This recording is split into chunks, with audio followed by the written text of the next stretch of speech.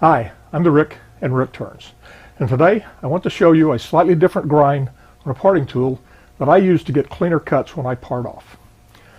But before we do that, I'd like to say a word about safety. Wood turning is normally a very safe hobby. However, never ever should you attempt to turn wood while you're operating heavy equipment, especially gantry cranes and tree harvesters. All right, let's get to work. This is one of my parting tools, a diamond parting tool about 3/16 of an inch wide with a curved tip profile. Using it to part off a small workpiece, such as this one, is a pretty routine operation. I cut in straight for an eighth of an inch, a quarter of an inch, then I widen the cut, and I begin cutting at an angle towards the top of the work so that the bottom of the workpiece will be ditched slightly and will sit level. Since the bottom of the work doesn't normally show, I haven't ever had a whole lot of interest in improving its appearance. However, I almost always have fairly rough torn grain on the parted edge and always a nub right in the center, and that's just minor league annoying. Now this is another parting tool that I often use. It's a flat parting tool about an eighth of an inch wide. I'll part off with it in the same way, cutting in straight, widening the cut, cutting it at an angle towards the top of the work, dishing the bottom of the workpiece, etc. With this parting tool, I get a slightly better parted off surface, but there's still a nub always left right in the center. Finally, I often use a narrow parting tool in the same manner as the other two.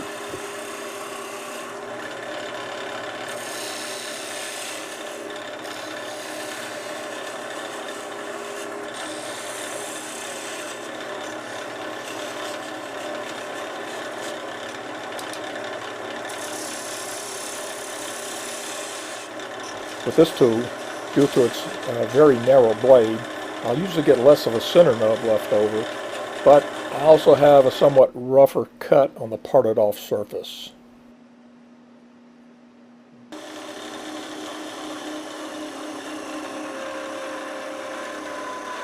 Let's take a slower look at the very end of the part off cut using the flat parting tool.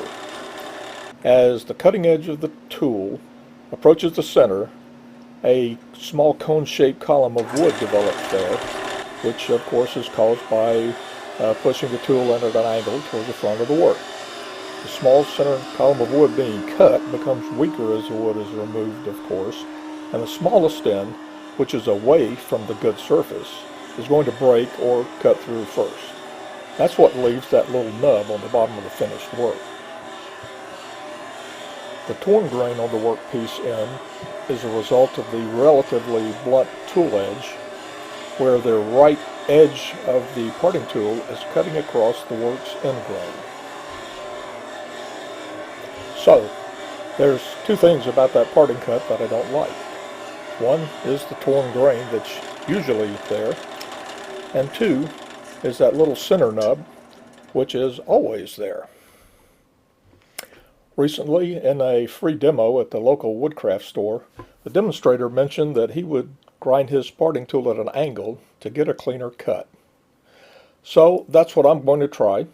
I'm going to regrind the cutting edge of my diamond parting tool and of my flat parting tool. Here's what my diamond parting tool looks like after regrinding. Note that the edge on the tip is now angled downward towards the bottom of the tool shaft. Because of the diamond shape, I also had to grind away some of that lower surface.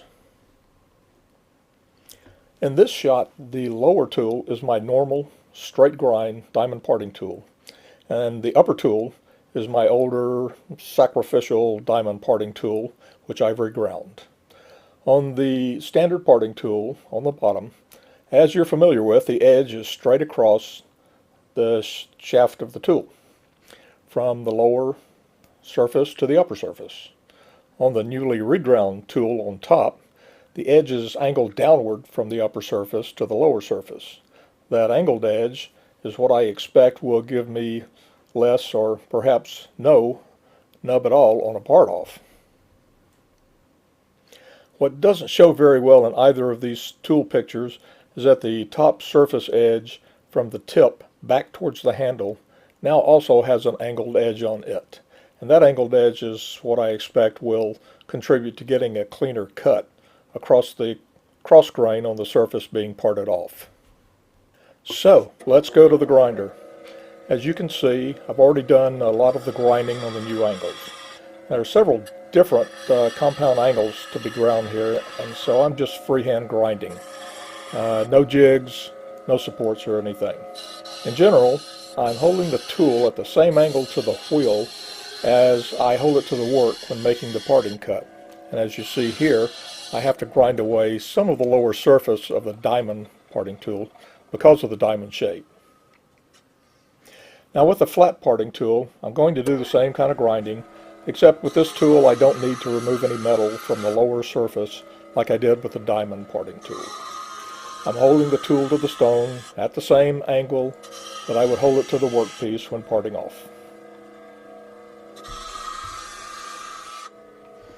The first time I did this grinding, it took quite a bit of grinding on the tool, but after that, just like a normal parting tool, resharpening is very fast.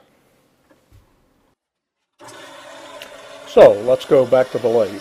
I want to test out both of these reground parting tools. First, I'm going to test the reground diamond parting tool. I'm starting the cut at an angle towards the top of the work. However, due to the wider cross-section of the diamond shape, the reground tool won't cut in very far without binding. So I have to make a relief cut occasionally with a different tool. And in this case, I use a standard parting tool for that relief cut. The reground tool cuts just as quickly as a standard tool, and in addition, the top edge of the reground tool, which is now sharpened at around 70 degrees or so, cuts across the end grain more cleanly than the standard parting tool. Notice now that the remaining bit to be cut through is a conical section with a small part towards the top of the work. So the cutting tip will cut through first on the workpiece side, and this will minimize the nub left.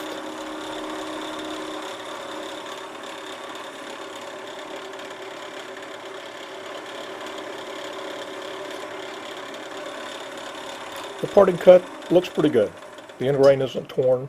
There's still a little bit of a nub there, but it's smaller than what I'd normally get. Now to try out the flat parting tool.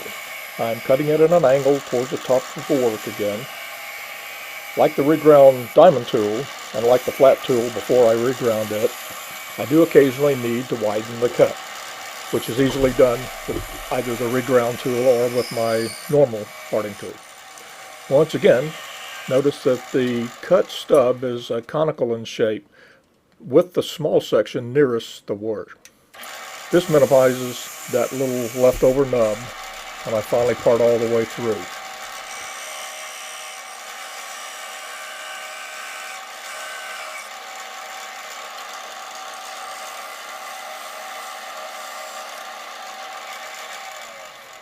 The results with the flat parting tool, very similar to what I got with the reground parting tool. A clean cut on the end grain and a smaller nub than what I would usually get. Now I'm going to chuck up a piece of soft maple. I found that this wood typically tears much more on the end grain when I'm parting, and it also frequently breaks off with a rather large nub left over. I started with my standard parting tool since I know I need a larger relief cut. And now I'm switching to the reground finishing parting tool. And I'm finishing the cut.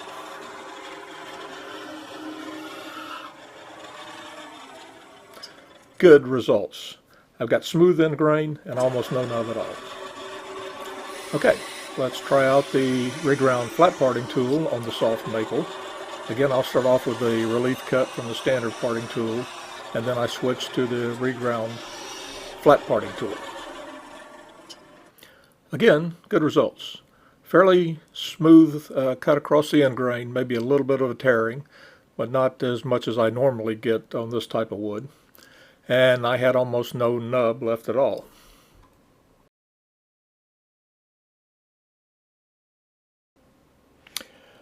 My conclusions are, with a finishing parting tool, you may still want to start the part with a standard parting tool simply to get a wider cut. A diamond parting tool is probably not the best choice for regrinding. because the diamond cross section. It requires more grinding to set the tool up, and then it requires more cutting with a standard parting tool to get the cut all the way through.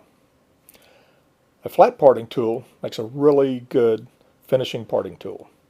It cuts fast, it cuts easily, it needs a little bit of relief cutting, but no more so than usual, and it leaves a very good surface with small or no nub on the warp. If you only have one parting tool, I would not suggest that you sacrifice it to make a finishing parting tool. However, if you do have a spare parting tool, I think the better part off cut is worth the effort of regrinding and trying it out.